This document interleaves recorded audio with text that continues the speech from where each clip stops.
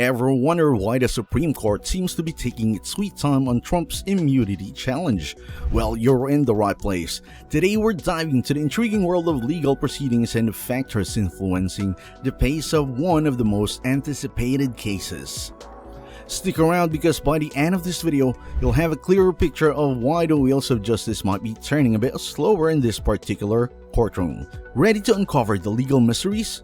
Let's roll! Democrat judge from the clubhouses, it's a disgrace. And the violent crime that's being committed in our city and our state is disgraceful. And we're going to be here for months with a judge that already made up his mind. It's ridiculous. Supreme Court's options. When Jack Smith, a special counsel, asked the Supreme Court to reject Donald Trump's immunity claims, he seemed really urgent about it. Smith kept emphasizing that there shouldn't be any more delay in his request to the court. Now, 2 weeks after Trump asked the court to get involved in the dispute over his immunity from prosecution, and 8 days since all the necessary documents were given to the justices, people who follow the court closely are doing what they've always done, trying to figure out what the timing and silence mean. Uncertainty behind the scenes.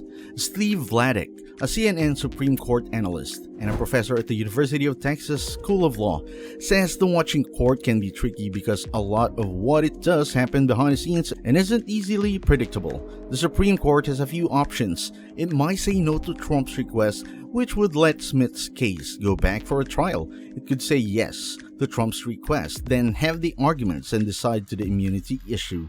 Maybe quickly, it might decide without arguments.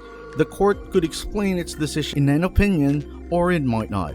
One thing is for sure, the timing really matters. Smith wants the court to settle Trump's immunity claim fast so that U.S. District Judge Tanya Chutkan can finish on the trial charges against the former president before the November election. Chutkan had already delayed the trial that was supposed to start on March 4. Knowing this might happen, Smith had already gone to the Supreme Court in December asking the justices to skip the D.C. Circuit Court of Appeals and give a quick answer to whether a former president can claim immunity from criminal prosecution. He said back then that was really important for the public, and if Trump's claim were rejected, a trial should happen as fast as possible. The Supreme Court rejected the request, letting the appeals court examine the case first. According to some experts, the longer the Supreme Court takes, the higher the chance that it will turn down Trump's request to stop the D.C. Circuit ruling.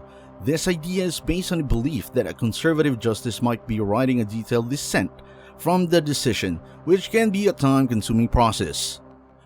In the ongoing legal saga surrounding former President Donald Trump's immunity claims, the behind-the-scenes working of the Supreme Court remain shrouded in mystery. Randall Eliason, a former federal prosecutor and law professor at George Washington University, highlighted the uncertainty surrounding these proceedings, emphasizing that no one can definitively discern the internal discussion taking place.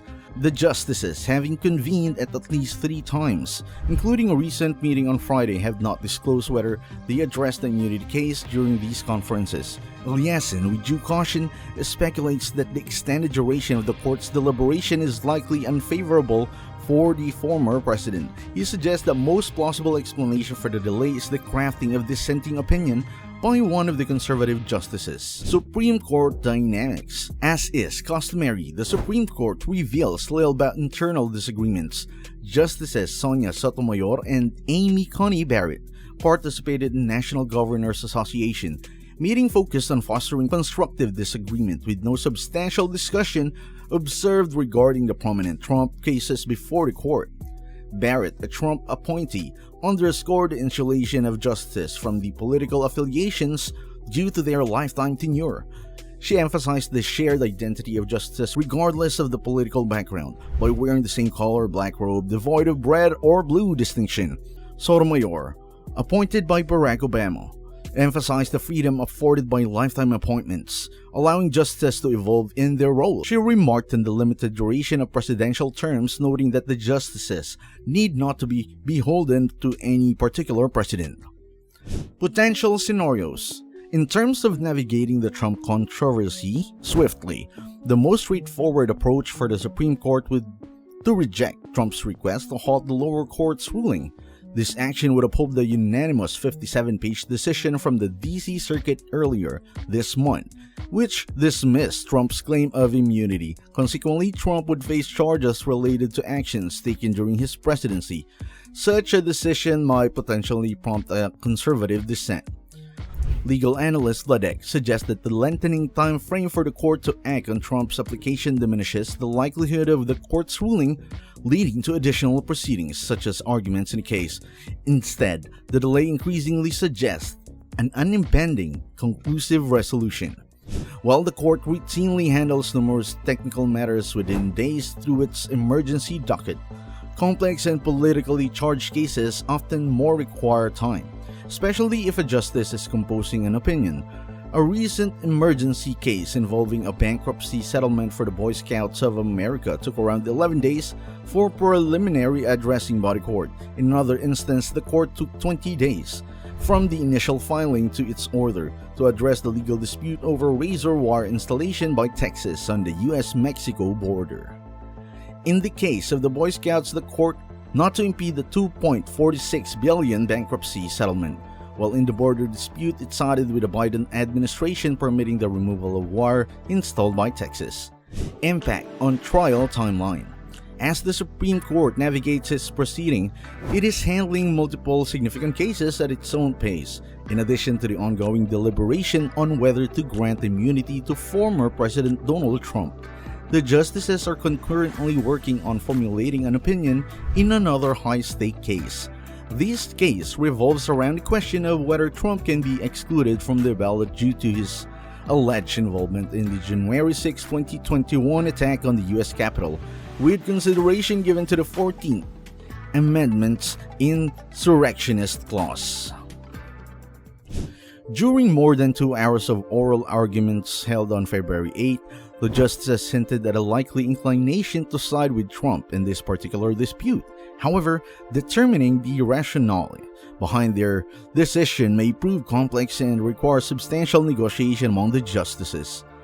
Despite the urgency expressed by Special Counsel Jack Smith in expanding the resolution of the immunity question, any additional days or even weeks in the Supreme Court's timing are unlikely to have a significant impact on the overall timeline for a trial involving Trump. According to Randall Eliason, a former federal prosecutor and law professor, the best-case scenario for the District of Columbia at this point is already a potential June trial, irrespective of whether the Supreme Court takes immediate action or delays its decision by a week. Share your thoughts in the comments below, and if you like this video, click the next one shown on the screen. I'm sure you'll like it. Thanks for watching.